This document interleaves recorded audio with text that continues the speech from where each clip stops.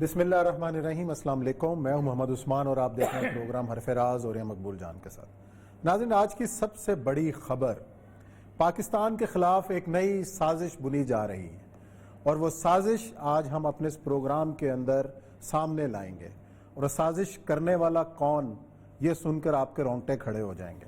اس سازش میں شریک کیا گیا برطانیہ کے 40 اراکین پارلیمنٹ کو، اور پاکستان کے خلاف ایک رپورٹ تیار کی گئی، اور وہ رپورٹ تیار کرنے کا مقصد FATF میں پاکستان کے خلاف پابندیاں لگانا تھا۔ اور اس تمام تر سازش کے پیچھے ہمارا ازلی دشمن بھارت اور اس کے ہواری شامل ہیں، اور اس میں استعمال کون ہوا؟ ایک خاص کمیونٹی جس کا ہم ہر بار اپنے پروگراموں میں ذکر کرتے رہے کہ پاکستان کے خلاف ہر سازش میں یہی لوگ شریک کیوں ہیں۔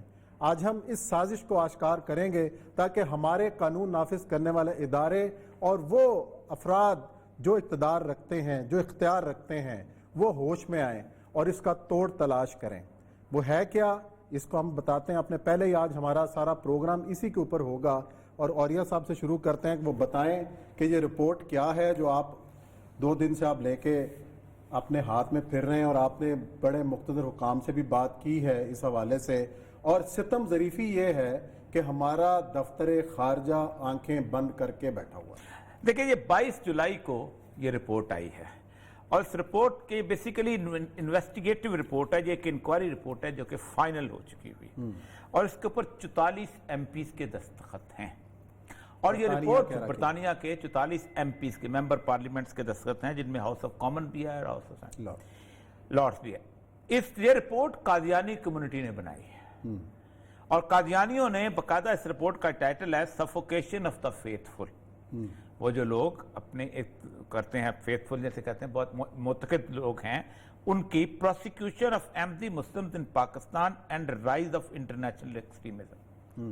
وہ کہتے ہیں، یہ رپورٹ کا ٹائٹل یہ ہے کہ جو انٹرنیشنل ایکسٹریمزم ہے، شدت پسندی ہے، وہ بیسیکلی پاکستان کی طرف سے ہو رہی ہے، اور انہوں نے کہا ہے کہ احمدیوں کے خلاف پاکستان کے عوام نہیں ہیں، پاکستان کی ریاست جو ہے وہ کر رہی ہے۔ اور اس کے ساتھ ساتھ سب سے امپورٹنٹ چیز جو ہے، اس کے اندر ان کی ٹائم لائن انہوں نے بتائی ہے کہ 1956 سے لے کے 2018-20 تک انہوں نے اس کو کہا ہے کہ یہ ہمارے خلاف یہ چلتا چلا آ رہا ہے۔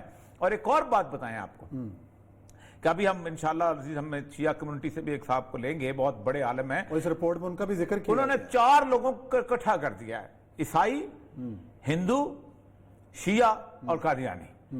اور حالانکہ یہ، اور پھر اس کے بعد انہوں نے ایک بہت اس کی ایک خوفناک سی، مثلا اس میں میرا نام 108 صفحے پر میرا نام بھی ہے کہ میں نے میرے بارے میں کہا گیا کہ میں قادیانیوں کو قتل کرنے کے لیے کہتا ہوں، حالانکہ میں آن ریکارڈ ہوں جس پروگرام کی بنیاد کے اوپر میں نے کہا تھا کہ سید الانبیاء صلی اللہ علیہ وسلم نے کہا تھا کہ جو نبوت کا دعویٰ کرے، اور آپ نے بقاعدہ مسلمہ کذاب کے لیے بھیجا تھا۔ لیکن قادیانیوں کے بارے میں میں نے کہا، اس وقت بھی کہا تھا کہ جس وقت ایک غیر مسلم اقلیت قرار دیے گئے تو سوال پیدا ہوا اسمبلی کے اندر کہ کیا کریں ان کو، تو انہوں نے کہا کہ نہیں، جو قادیانی کے گھر میں پیدا ہوتا ہے وہ مرتد نہیں ہے، وہ واجب القتل نہیں ہے۔ لیکن ایک تو اس کے ساتھ ساتھ سب سے اہم بات یہ ہے کہ اس میں سب سے پہلا نام جو ہے، ایک ہی مسلمان رکن تھا، محمد افضل خان مانچسٹر والے، انہوں نے باقاعدہ، ابھی میری بات ہوئی ہے ان کا، میرے خیال ابھی اگر وہ چلائیں اس کے اوپر، انہوں نے باقاعدہ لکھ کے دے دیا ہے کہ میں نے نہ یہ رپورٹ پڑھی ہے اور نہ مجھے اس رپورٹ کا کوئی تعلق۔ لوگوں کے نام استعمال کیے، اب دیکھیں یہ پوری یہ انٹرنیشنل ڈاکومنٹ بنی ہوئی ہے، اور خیر ہم تو اس میں سو کریں گے انشاءاللہ جلد از جلد، لیکن ہمارے ساتھ اس وقت موجود ہیں، ہمارے ساتھ موجود ہے جی MBE ہیں، برٹش امپائر کے رکن ہیں، طه قریشی صاحب، جو لندن سے اسپیشلی تشریف لائے ہیں، اسی مقصد کے لیے لے کے آئے ہیں تاکہ لوگوں کو بیدار کریں کہ بھئی اٹھو، ہوش کے ناخن لو، دیکھو یہ آپ کے ساتھ کیا ہو رہا ہے۔ السلام علیکم طه صاحب۔ وعلیکم السلام جی۔ طه صاحب تھوڑا سا بتائیے گا اس کی بیک گراؤنڈ کے حوالے سے، انٹرو تو اوریہ صاحب نے دے دیا کہ یہ رپورٹ کیا ہے اور پاکستان کے خلاف یہ کیا سازش ہو رہی ہے۔ آپ اسلام آباد میں تھے، آپ نے یہاں بھی ملاقاتیں کی ہیں، آپ کیا کہتے ہیں سارے تناظر کے اندر؟ آپ لندن میں بھی، آپ نے اس کا پورا بیک گراؤنڈ آپ کو پتہ ہے۔ جی عثمان صاحب، یہ ایک بہت ہی اہم نقطہ آج آپ نے اٹھایا ہے۔ دراصل جیسے ابھی اوریہ مقبول جان صاحب نے بھی یہ کہا کہ یہ ایک انکوائری رپورٹ ہے۔ انکوائری ہوتی ہے جب 2 افراد یا 2 پارٹی یا 2 اقوام یا 2 ممالک یا 2 گروپس کے درمیان کوئی تنازع ہو، تو دونوں کا موقف لے کر وہ اس کی رپورٹ بنائی جاتی ہے، حقائق پر جو چیزیں مبنی ہوتی ہیں ان کو پیش کیا جاتا ہے۔ لیکن اس انکوائری کو ٹوٹلی یہ ون سائیڈڈ رکھا گیا ہے. پاکستان کی حکومت، پاکستان کے وزارت خارجہ یا پاکستان کے ہائی کمیشن کا اس میں ایک بھی لفظ اس موقف اس میں شامل نہیں ہے. اس لیے یہ قانون کی روشنی میں جو ہمیں کچھ لائرز نے بتایا ہے کہ یہ رپورٹ، اس کی ویلیڈیٹی یہ نل اینڈ وائڈ ہے.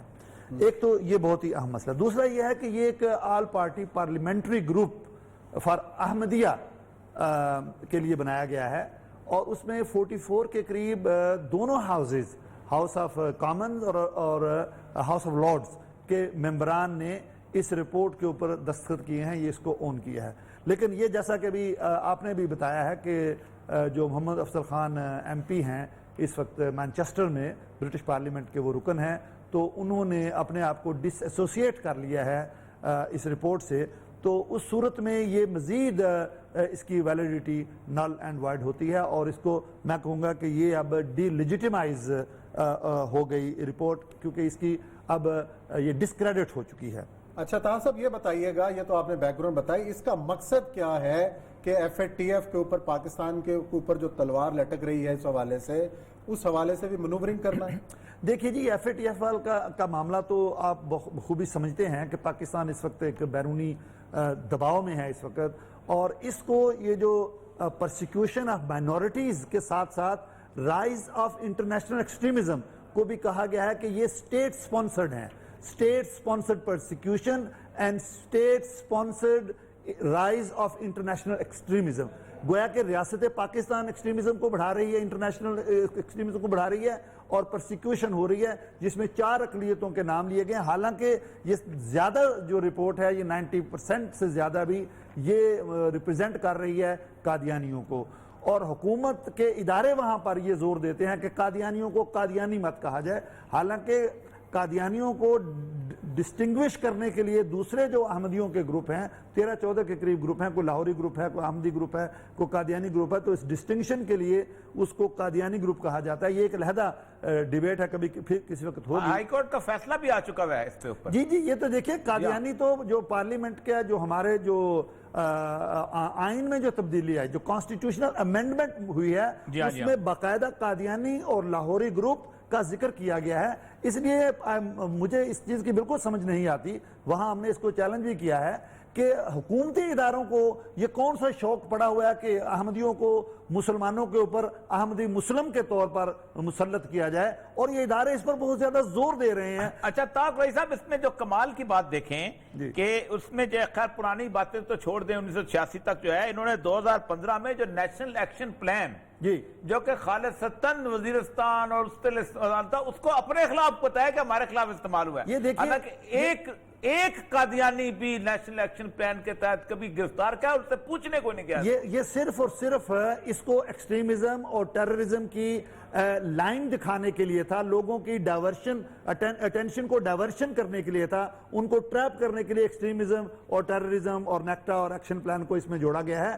وگرنہ یہ ساری کی ساری رپورٹ جو نظر آتا ہے اس میں زیادہ یہ کہا گیا ہے کہ پاکستان کے اوپر یہ دباؤ ڈالا جائے کہ احمدیوں کو تبلیغ کی اجازت ہو، احمدیوں کے ادارے ان کو واپس کیے جائیں، اور احمدیوں کو جو اس کی سیاسی پناہ ہے وہ دل کھول کر دی جائے. برطانیہ میں، یورپ کو بھی یہی بات کہی گئی ہے. پاکستان کو یہی مطالبہ کیا گیا کہ کھلی تعلیم ہمیں کرنے کی اجازت دی جائے. اور ایف ٹی ایف اے کا جو اس میں جو ذکر آیا ہے، یہ بہت ہی اہم نکتہ ہے کہ جہاں کہیں بھی ایکسٹریمزم اور ٹیررزم کا ذکر آئے گا تو اس کو ایف ٹی ایف اے کے ساتھ جوڑ دیا جائے گا. اور یہ رپورٹ ایک ڈیفینیٹلی بیرونی دباؤ اور جو ہمارے اندرونی جو لوگ یہ بیٹھے ہوئے ہیں یہاں بیٹھ کر سازشیں کر رہے ہیں پاکستان کے خلاف، یہ ایک باقاعدہ گراؤنڈ مہیا کی گئی ہے ایف ٹی ایف اے یا دوسرے انٹرنیشنل انسٹیٹیوشنز کو کہ پاکستان کے گلے میں ہم نے رسی ڈال دی ہے، اب نیچے سے تم پھٹا کھینچ دو. اچھا یہ بتائیے گا طاق بھائی صاحب کہ دیکھیں مسئلہ سارا یہ ہے کہ پاکستان میں اب جو ڈینائل آف دا ووٹ کی بات کی ہے، اگر پاکستان کے آئین کو مانتے ہیں تو وہ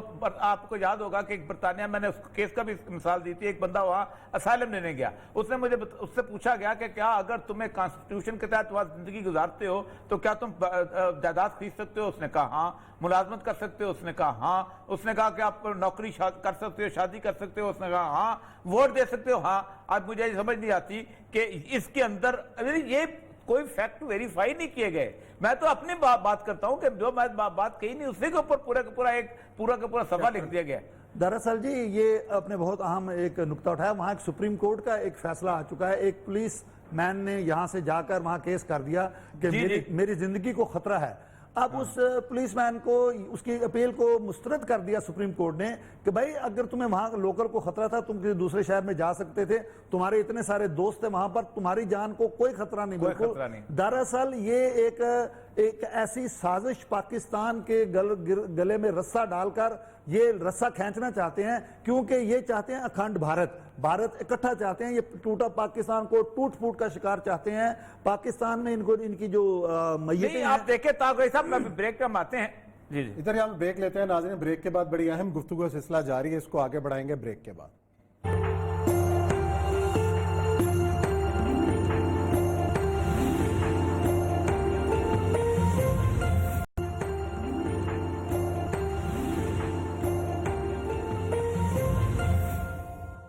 जी नाज़रीन, प्रोग्राम में एक बार फिर खुशामदीद। हम बात कर रहे थे उस रिपोर्ट की जो पाकिस्तान के खिलाफ साजिश के तौर पर इस्तेमाल की जा रही है।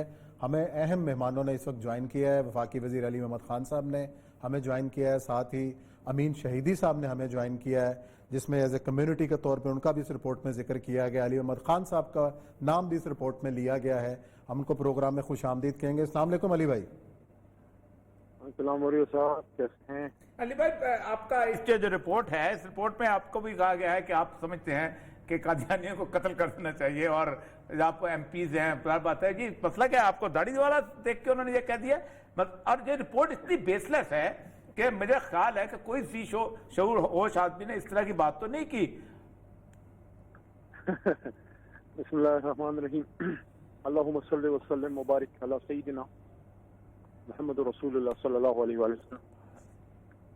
जिस तरह हर मुसलमान की एक तमन्ना होती है और हम जिस पे ईमान होता है, आपका भी है, मेरा भी है, शेखी साहब का भी है, आपका है, गुलामी रसूल में मौत भी कबूल है। ठीक, हम हुर्मत रसूल सल्लल्लाहु अलैहि वसल्लम पे हर हद तक जाने वाले लोग हैं, लेकिन साथ साथ कानून को मानने वाले और रिस्पॉन्सिबल लोग और रिस्पॉन्सिबल न्यूक्लियर स्टेट हैं। पाकिस्तान की तारीख रही है कि हमारी रियासत अल्लाह ताला के करम से कभी हमने एथनिक माइनॉरिटीज या रिलीजियस माइनॉरिटीज को कभी हमने हमारी रियासत में परसिक्यूट नहीं किया।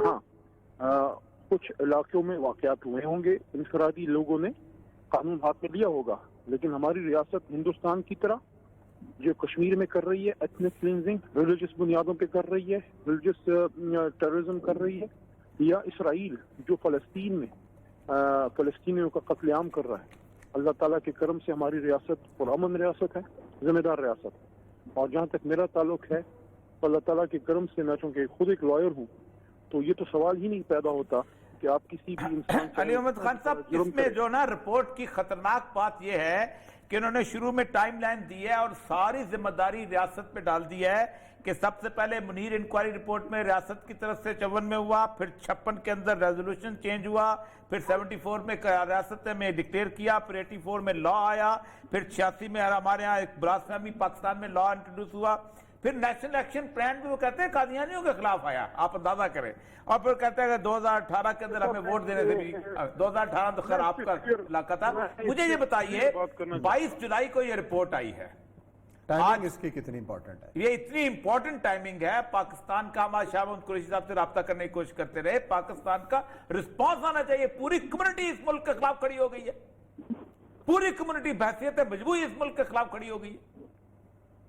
जी, और ये सब मैं इस पे ये कहूँगा, सबसे पहले तो ये है कि हुकूमत का जो हमारी वजारत खारजा है, उसकी तरफ से तो मौक़िफ़ जो है इस पे आ जाएगा। लेकिन मैं ये कहना चाहूँगा कि एक तो मैंने कभी किसी के बारे में ये नहीं कहा कि किसी को आप मार दें। कादियानियत के मैं खिलाफ हूँ, रहूँगा, क्योंकि हम इस बात पे यकीन रखते हैं कि नबी पाक सल्लल्लाहु अलैहि वसल्लम जो हैं वो आखिरी नबी पैगम्बर हैं, आखिरी रसूल हैं, उनके बाद कोई नहीं आएगा। और ये लोग जो हैं, मैं समझता हूँ कि इस्लाम के खिलाफ सबसे बड़ा जो फितना है वो कादियानियत है। लेकिन फिर भी अगर कोई शख्स कोई कानून तोड़ता है तो उसके खिलाफ हमारे मुल्क में कानून मौजूद है, आईन मौजूद है और अदालतें मौजूद हैं, उसके मुताबिक जो है वो उधर उसको सजा मिलेगी। तो इसमें तो कोई दो राय नहीं है। ये मुझे एक साजिश लगती है पाकिस्तान के खिलाफ کہ FATF کا جو ایک امپورٹنٹ کروشل ٹائم آ رہا ہے، یہ ہندوستان اور اسرائیل اور ان کے چلے چانٹے جو ان کے پروردہ ان کے پیسوں پہ پلنے والے لوگ جو ہیں، یہ ہندوستان کے اور اسرائیل کے ایجنڈے کو آگے لے جانے والے لوگ UK میں بھی ہیں، امریکہ میں بھی ہیں، سب نہیں ہیں لیکن کچھ لوگ ان میں ضرور ایسے ہیں جو ان کے ایجنڈے اور ان کے پروپیگنڈا کو آگے لے کے چلنے والے لوگ ہیں۔ میں یہ سمجھتا ہوں ان کی خواہش یہ ہے کہ پاکستان کو ہر طرح سے اس پہ ایسی پابندیاں لگائی جائیں اور پاکستان کو آگے نہ بڑھنے دیا جائے۔ اور یہ صاحب آپ کے اپنے ہی آرٹیکل میں آپ نے کچھ سال پہلے اس کا ذکر کیا جی علی خان صاحب، مجھے ابھی شہید صاحب کا جانا۔ السلام علیکم شہید صاحب، دیکھیں 1949 سے لے کے تمام مسلم امہ، شیعہ، سنی، بریلوی، دیوبندی ایک ساتھ جدوجہد کرتے رہے، قرارداد مقاصد میں ہم ساتھ رہے، اس اینٹی قادیانی موومنٹ کے اندر ہم ساتھ رہے، ایک ساتھ ہماری آپس میں جسے کہتے ہیں کہ ایک کیفیت کے اندر ساتھ تھا۔ آپ اندازہ کریں کہ اتنے بڑے اتحاد کے اندر رخنہ ڈالنے کے لیے اس رپورٹ نے آپ کو بحثیت مجموعی امت مسلمہ سے خارج کر کے اپنے ساتھ اکٹھا کیا۔ لا حول ولا قوت الا باللہ، اس کی جتنی بھی تردید کی جائے، جتنی بھی مذمت کی جائے، آپ بحثیت مسلمان ہمارے ساتھ ہیں۔ اور اس کے ساتھ ساتھ یہ کہا گیا کہ آپ کو جو ہے اقلیت قرار دیا جانے والا ہے۔ اب اس طرح کی بات اس لیے خاص طور پہ آپ کو بلایا شہید صاحب کہ کیا اس کی آپ کا ریئیکشن ہے؟ بسم اللہ الرحمن الرحیم۔ میں شکر گزار ہوں آپ کا کہ آپ نے یہ رپورٹ جو ہے اپنے اس پروگرام میں پیش کیا ہے۔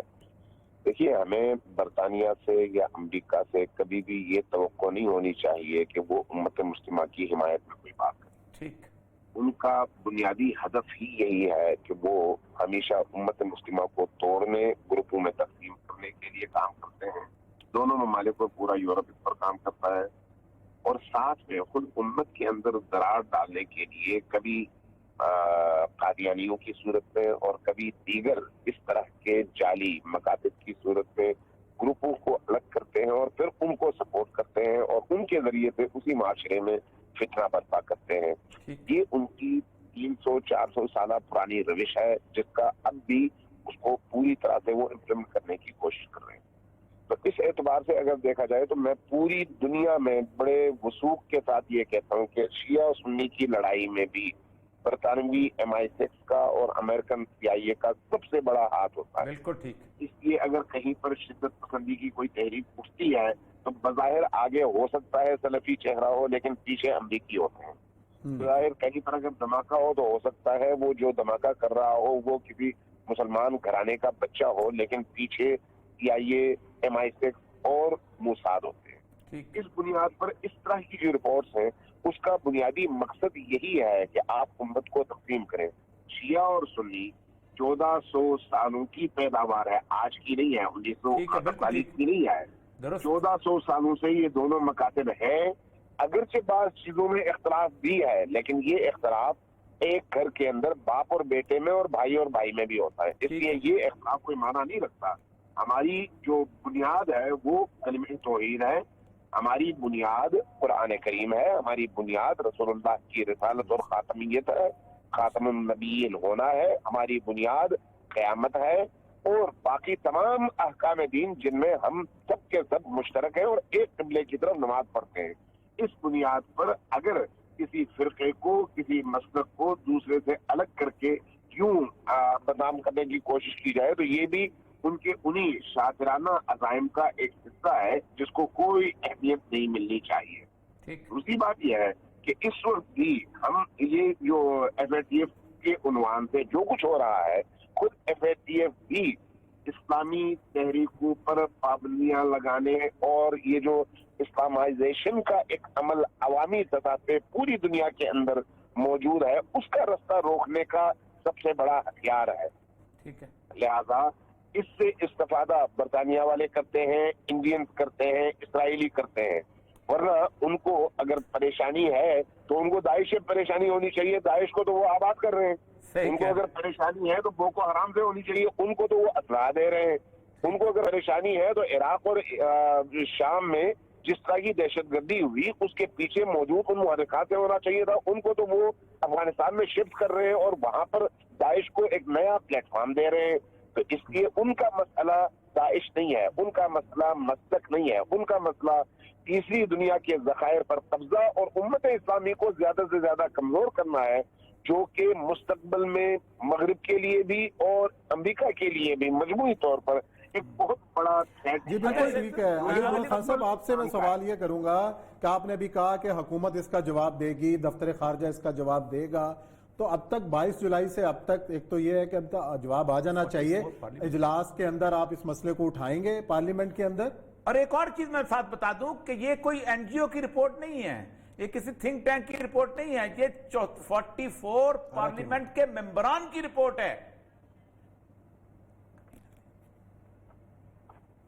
جی علی بھائی۔ جی اوریہ صاحب، جی میں نے کہا تھا یہ بہت امپورٹنٹ ہے، آپ اس کو پارلیمنٹ میں اٹھائیں گے اس رپورٹ کو؟ دیکھیں یہ موقع جو ہے، یہ آپ اس کی ٹائمنگ دیکھیں کس ٹائمنگ پہ یہ لے کے آئے ہیں۔ سب سے پہلی بات تو یہ ہے اس کا رسپانس حکومت سے آ جائے گا، لیکن میں اس کو ایک اور تناظر سے بھی ایکسپلین کرنے کی کوشش کرتا ہوں۔ جو اپنی بات ہم دنیا کو بتا نہیں پاتے وہ یہ ہے کہ ہمارے ملک میں ریاست کی کبھی یہ پالیسی نہیں رہی کہ کسی بھی مائنورٹی کو ٹارگٹ کیا جائے۔ ہاں یہ ایک ہمارا مسلمہ ایک اصول ہے دین کا کہ نبی پاک صلی اللہ علیہ وآلہ وسلم کو خاتم النبیین کو آخری پیغمبر نہ سمجھنے والے ہمارے دین کے مطابق مسلمان نہیں ہیں۔ ٹھیک ہے، یہ ہمیں ان کو بتانا ہوگا کہ اگر کل کو کوئی خاتون 10 ڈاؤننگ اسٹریٹ پہ یا بکنگھم پیلس کے سامنے کھڑی ہو کے کہے کہ میں بھی کوئین الزبتھ ہوں، یا کل کو کوئی یو کے میں بلڈنگ کو اناؤنس کر دے کہ وہ نہیں یہ ہاؤس آف کامنز ہے، تو کیا وہ اس کو مانیں گے؟ ہم مسلمان کسی چربا کو کیسے مان لیں کہ وہ اسلام ہے اور وہ جو ہے خدا نخواستہ کوئی ملعون کوئی نیا کوئی آ گیا ہے اپنے آپ کو پیغمبر کہتا ہے؟ یہ تو ہمارے دین کا مسئلہ ہے۔ لیکن ہم ہمیشہ سے، جب بھٹو صاحب کے دور میں بھی یہ قانون میں چینج ہوئی اور قادیانیوں کو جو ہے نان مسلم ڈکلیئر کیا گیا، اس کے بعد سے آج تک جو آج ہم بات کر رہے ہیں 3 ستمبر 2020 کو، کوئی ایک واقعہ نہیں بتایا جا سکتا جب ریاست پاکستان نے ہندوستان کی طرح یا اسرائیل کی طرح کوئی ایسا سٹیپ لیا ہو جہاں کسی کو پرسیکیوٹ یا کسی کو ابو دا لا ایگزیکیوٹ کرنے کی پالیسی ہو۔ تو یہ ایک اگر یہ ریاکشن نہ آیا تو یہ رپورٹ چلی جائے گی۔ مجھے صرف خوف اس بات کا ہے کیونکہ ایک پوری کی پوری کمیونٹی کی، اسے ان کا نام ہے آل party parliamentarian group for the Ahmadiyya Muslim community, میں ان کا خیر احمدیہ مسلم نہیں کہتا اس کو، لیکن یہ پورا کے پورا یہ ایک اتھینٹیکیٹ کی صورتحال ہوگی۔ ہمارا موقع سنا گا آپ کی طرف سے، پاکستان کی طرف سے خاموشی جو ہے یہ کسی بہت خطرناک صورتحال کی طرف لے جا سکتی ہے ہمیں۔ نہیں، میں سمجھتا ہوں کہ حکومت اس کا جواب بالکل لازم وزارت خارجہ دے گی، اور میں تو کسی پارلیمانی امور کے وزیر کے اور حکومت کے ایک ذمہ دار ممبر کی یہ کہنا چاہوں گا کہ ہم اس طرح کی کسی بھی رپورٹ کو رد کرتے ہیں۔ پاکستان اللہ تعالیٰ کے کرم سے انسانی حقوق پہ اور جو ہیومن رائٹس کے جتنے بھی مسلمہ اصول ہیں اس پہ عمل کرنے والا ملک ہے، اور کوئی ایسی بات نہیں ہے جو اس میں انہوں نے پیش کرنے کی کوشش کی ہے، اور یہ بیسیکلی پاکستان کے خلاف سازش ہے، اور یہ ہندوستان اور اسرائیل کے دم چھلے ہیں، یہ سارا کچھ کریں، اور یہ کوئی نئی بات نہیں ہے۔ پاکستان کے خلاف ہمیشہ سے انہوں نے یہ چیزیں کی ہیں، پاکستان کو فیلڈ اسٹیٹ ڈکلیئر کرنے کی کوششیں کوئی نئی بات تو نہیں، یہ تو ان کی طرف سے پرانی سازشیں ہیں انشاءاللہ، اور اس کے خلاف حکومت ہی نہیں، اپوزیشن اور حکومت مل کے اس کو ناکام بنائے گی پوری قوم۔ میں عثمان صاحب ایک مزدار بات بتاؤں اس کے اندر، طاق رئیس صاحب ساتھ ہیں کہ اس رپورٹ لگتا جیسے ہے کہ قادیان ہے، مطلب حضرت مرزا غلام محمد، مسیح محمود فلانا، انگریز اپنے حضرت عیسیٰ کو عیسیٰ نہیں لکھتے، حضرت نہیں لکھتے، وہ ان کو یہی کہہ رہے ہیں۔ تو میرا آخری سوال پوچھنا ہے علامہ امین شہیدی صاحب سے کہ جس طریقے سے آپ کمیونٹی کا ذکر کیا گیا ہے، آپ کو ان کو سو کرنے کا کوئی پلان رکھتے ہیں؟ ادھر بھیجی گئی ہے۔ جی علی صاحب جی، میں یہ عرض کر رہا ہوں، یہ ایسے لگ رہا ہے جیسے ان کا جو یہ قادیان میں لگتا ہے یہ رپورٹ بنی ہے اور قادیان سے براہ راست بھیجی گئی ہے کہ آپ جمع کر دیں۔ اب دیکھیں نا اس کی تو اتھینٹسٹی کا اس کا اندازہ لگا لیں کہ افضل خان صاحب کا نام سب سے اوپر لکھا ہوا ہے جو مانچسٹر سے رکن پارلیمنٹ ہیں برطانیہ کے، انہوں نے ڈینائی کیا ہے۔ میری 5 منٹ پہلے بات ہوئی انہوں نے کہا کہ بھی ایسی کوئی بات نہیں ہے، انہوں نے اپنے لائر کے ذریعے ان کو سو کرنے کا بھی پلان بنایا ہوا ہے۔ تو مطلب یہ ساری چیزیں شہیدی صاحب سے پوچھوں گا کہ آپ لوگ بھی کچھ سو کرنے کا پلان رکھیں، سارے علماء مل کے کہ جس طریقے سے ملائن کیا گیا اس رپورٹ کے اندر؟ دیکھیے اس میں تو کوئی دوسری رائے نہیں ہے، ہم تو یہ سمجھتے ہیں مجموعی طور پر کہ امریکی پالیسی اور برطانوی پالیسیز اسلام مخالف پالیسیز ہیں، اور اس کے نتیجے میں جہاں کہیں پر بھی ان کا اثر و رسوخ بڑھے گا وہاں پر فتنہ ضرور پیدا ہوگا۔ میں عموماً حکومتی جو موقف ہوتا ہے اس کو ایک سرکاری موقف کے طور پر تو ٹھیک ہے دیکھنا چاہیے، لیکن اس کی بیس نہیں ہوتی. آپ ہزار امریکیوں کو سمجھانے کی کوشش کریں، برطانویوں کو سمجھانے کی کوشش کریں گے ہم بڑے شریف ہیں اور ہم بڑے دہشت گردی سے دور ہیں. بھائی ان کو کیا نہیں پتا؟ کیا وہ نہیں جانتے؟ کیا وہ خود دہشت گردوں کی ماں نہیں ہے؟ کیا وہ خود دہشت گردوں کے بڑے بڑے آرگنائزیشن عالمی سطح پہ ان کو وہ پالتے نہیں ہیں؟ کیا ان کو نہیں پتا کہ پاکستان کہاں پر کھڑا ہے اور دہشت گردی افورڈ کر بھی سکتا ہے یا نہیں کر سکتا؟ آپ کے 2-4 بیانات اور ایک میٹنگ سے گویا وہ سمجھ جائیں گے، یہ تو بچگانہ بات ہے نا. تو وہ اصل میں دہشت گردی کی ماں یہی ممالک ہیں. اب جب ان کی یہ صورتحال ہے تو ان کے خلاف ہم تو بالکل واضح طور پر کہتے ہیں کہ بھئی وہ کوئی جمہوری نظام نہیں ہے، وہ بھیڑیوں والا نظام ہے جس میں مظلوم انسانوں کا خون پیا جاتا ہے اور اپنے بچوں کو پالا جاتا ہے. چاہے وہ بہت شکریہ امین شہیدی صاحب، علی احمد خان صاحب، آپ نے ہمیں وقت دیا. ناظرین بریک کا وقت ہے، بریک کے بعد آئیں گے اور پروگرام کا سلسلہ آگے جاری رکھیں.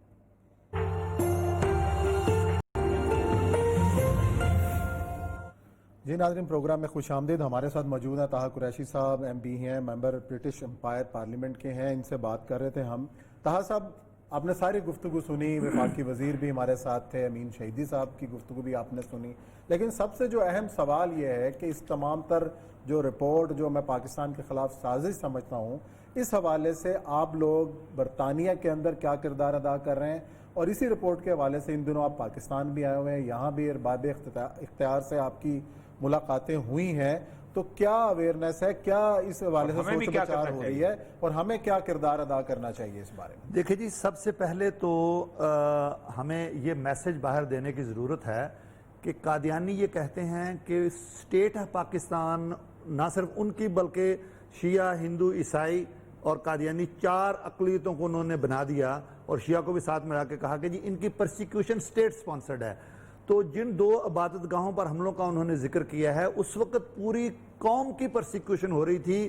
آپ کے army headquarter, GHQ، naval, air base, airport, school, colleges, universities, امام بارگاہیں، مساجد، مارکیٹس، پارکس، ہر جگہ پر ٹیررسٹ کے حملے ہو رہے تھے، اور یہ بیرونی طاقتیں اس میں ملوث تھیں، بالخصوص بھارت. تو ہماری وزارت خارجہ کو اس چیز کی وضاحت کرنے کی ضرورت ہے. سب سے پہلا تو ایشو یہ ہے. دوسرا یہ ہے کہ اس وقت جو ہماری شیعہ برادری کو ان اقلیتوں کے ساتھ ملا دیا گیا ہے، شیعہ کی برادری کی طرف سے بھرپور احتجاج ہونا چاہیے یہاں کی حکومت کے خلاف بھی اور وہاں پر بھی، کہ یہاں کی حکومت کو کہنا چاہیے کہ یہ کیسے ممکن ہو گیا کہ ہماری وزارت خارجہ یا ہمارا ہائی کمیشن سویا رہا اور شیعہ کو انہوں نے اس سازش کے تحت ان اقلیتوں میں شامل کر دیا گیا. تیسرا پوائنٹ میں سمجھتا ہوں کہ یہ دیکھانا چاہیے کہ یہ اس میں بار بار کہتے ہیں کہ احمدی پرامن کمیونٹی ہیں، قادیانی ایک پرامن کمیونٹی ہیں، اور ان پر حکومت کی طرف سے پرسیکیوشن اور تشدد ہو رہا ہے. بتانا یہ چاہیے کہ 1974 میں جو کانسٹیٹیوشنل امینڈمنٹ ہوئی وہ ان کے تشدد پر ہی ہوئی. جی ربوہ ریلوے اسٹیشن پہ، بالکل ربوہ ریلوے اسٹیشن پہ جب نوجوان مسلمانوں کو جو میڈیکل کالج کے اسٹوڈنٹ ان پر حملے ہوئے، نشتر میڈیکل کالج اسٹوڈنٹ پہ حملہ ہوا تو ان کے تشدد کرنے پر ہوا. ربوہ کھلا شہر نہیں تھا، وہ مسلمانوں کو اجازت نہیں تھی، اسٹیٹ ود ان اسٹیٹ تھی. تو یہ چیزیں جو ہے برطانوی جو ہمارا وزارت خارجہ ہے اس کو بتانے کی ضرورت ہے. اور آخر میں کہوں گا کہ جناب ہمارے حکومتی وزیر علی محمد صاحب نے بہت ہی اچھی بات کی. ایک تو انہوں نے مذمت کی ہے، لیکن حکومتی ادارے جو ہیں ان کی طرف سے کوئی مذمت نہیں آئی.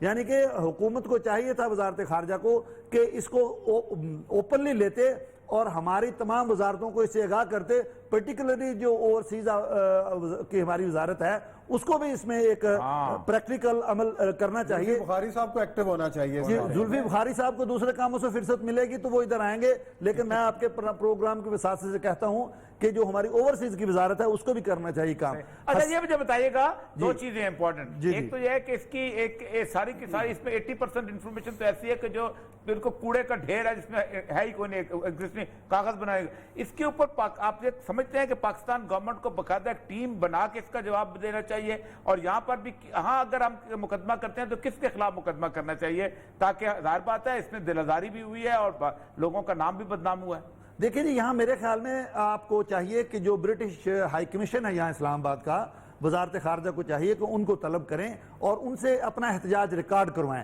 پھر اس میں آفیشیل پوزیشن دیکھیں کہ حکومت کے ساتھ ڈائیلاگ کس طرح کیا جاتا ہے کہ پاکستان ایک نیوکلیر سٹیٹ ہے، تو پاکستان کی ڈیمونائزیشن اور پاکستان کی اس طرح ہیوملیشن، یہ پاکستان کو ایک ان نیسیسری جو دباؤ ہے اس کے اندر لانے کے لیے اس کے پیچھے کون سے عوامل کار فرما ہے، جس طرح علامہ صاحب نے بھی کہا اور علی محمد صاحب نے بھی کہا ہے کہ ایسے لگتا ہے کہ شاید یہ رپورٹ تو قادیان میں تیار ہوئی ہے، بالکل ایسے ہی ہے جیسے انہوں نے لکھا ہے جی حضرت مرزا طاہر، حضرت مرزا ناصر، حضرت مرزا مسرور، حضرت مرزا غلام احمد، اور جو کرسچن کمیونٹی ہے یہ وزراء جو ہمارے برطانیہ میں ہیں وہ تو حضرت عیسیٰ علیہ السلام کے ساتھ بھی حضرت نہیں لگاتے، سیدھا جیزس لکھ دیتے ہیں، اور ساتھ لکھا ہوا ہے کہ یہ افغانستان میں جو قادیانی مارے گئے ان کے ساتھ شہید لکھا ہوا ہے، تو یہ واقعی کچھ وہ اپنے کو شہید نہیں کہتے تو کچھ قرائن ملتے ہیں کہ شاید یہ رپورٹ تیار کر کے دے دی گئی اور اس پر نام چھاپ دیے گئے، جس طرح افضل خان صاحب نے اس رپورٹ کو اب ڈسکریڈٹ کر دیا ہے، ڈی لیجٹمائز کر دیا ہے کہ مجھے تو اس کا پتہ ہی نہیں ہے اور میں اسے اپنے آپ کو ڈس ایسوسیٹ کرتا ہوں، علیحدہ کرتا ہوں، میرا اس کے ساتھ کوئی تعلق نہیں ہے۔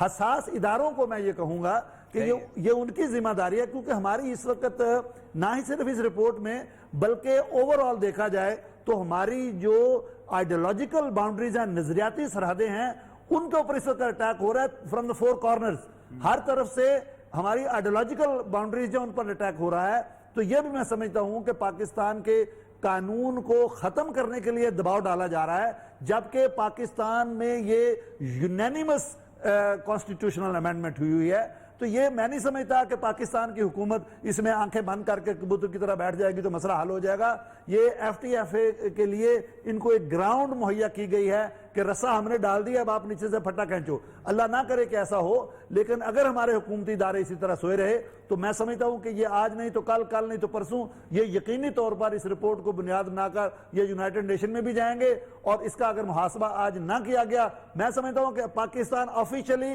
اس رپورٹ کو ودرا کروا سکتا ہے، کیونکہ Pakistan as a state persecution یا رائز آف انٹرنیشنل ایکسٹریمزم کی سپانسرشپ نہیں کر رہا۔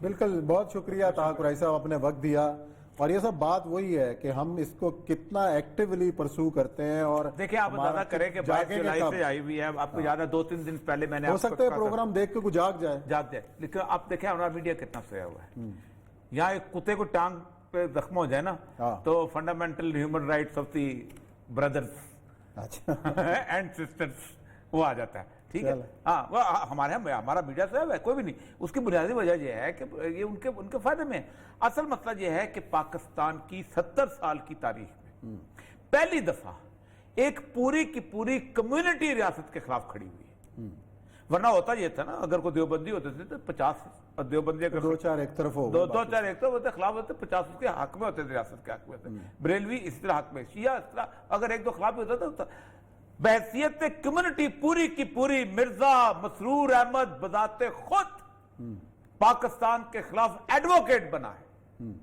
اب ایسی حالت میں آپ مجھے بتائیے کہ غدار کی اور کیا ڈیفینیشن ہو سکتی ہے پاکستان، کیا آپ ایک کمیونٹی بناتے ہیں آل پارلیمنٹری، ان کو رپورٹ لکھ کے دیتے ہیں اور پاکستان پورے ریاست کے خلاف لابی کرتے ہیں اور پاکستان کو بدنام کرتے ہیں اور پاکستان کو ایکسٹریمسٹ کا بانی ثابت کرنے کی کوشش کرتے ہیں، اور اس کے بعد کہتے ہیں آپ کو غدار نہ کہا جائے۔ جو آپ کا ذکر اس رپورٹ میں کیا گیا ہے وہ تو باقی میں انشاءاللہ وہ پروگرام چلاؤں گا، آپ کیا کریں گے؟ میں تو سو کروں گا انشاءاللہ، میں تو کل ایڈوکیٹ کو بلا نہیں، پہلے جہاں سو کروں گا نا، پہلے تو ہائی کمشنر کو بلائیں گے نا کہ یہ آپ کی ظاہر بات ہے، وہ ہائی کمشنر ان کو ریپرزینٹ کرتا ہے، ہائی کمشنر نہیں آئے گا تو پھر ہم پارلیمنٹ کو ان کو، کیونکہ ظاہر بات ہے انٹرنیشنل لیول پہ آپ کر سکتے ہیں سو، اور پھر میں خود بھی مجھے پتہ نہیں ویزا دیں گے کہ نہیں دیں گے، لیکن بات کی بات ہے سو تو کروں گا وہاں پر۔ چلیں جی، پروگرام کا وقت یہاں پہ ختم ہوتا ہے، ناظرین انشاءاللہ پیر والے دن نئے موضوعات کے ساتھ آپ کی خدمت میں حاضر ہوں گے، اپنا خیال رکھیے گا، اللہ حافظ۔